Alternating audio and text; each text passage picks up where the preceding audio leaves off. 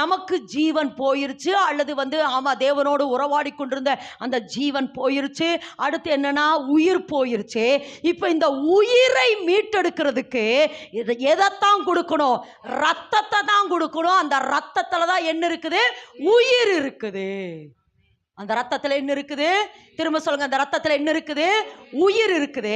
அப்போ ஏசப்பா எதுக்கு இந்த பூமியிலுக்கு வந்தார் என்றால் ஜீவனை கொடுக்க வந்தார். அந்த ஜீவனை டைரக்டா கொடுக்கல, அந்த ஜீவன்ல இருக்கிற அந்த ரத்தம் இந்த பூமியில் அப்படியே சிந்த சிந்த சிந்த சிந்த இந்த பூமியில ரத்தத்தை சிந்த சிந்த பழுதடைந்த அல்லது ஒழுங்கின்மையான அந்த சத்துருவினுடைய பிடியில் இருக்கிற மரித்து போன இந்த பூமியை தேவன் உயிரடைய செய்தார். எல்லாரும் ஆமென் என்று சொல்லுவோம். இந்த பூமியை தேவனுக்கு விரோதமாய் இருந்த இந்த பூமியை எதிரடையாய் இருந்த இவ்வுலகை தேவன் அவருடைய சொந்த இரத்தத்தினாலே ஒப்புரவார்.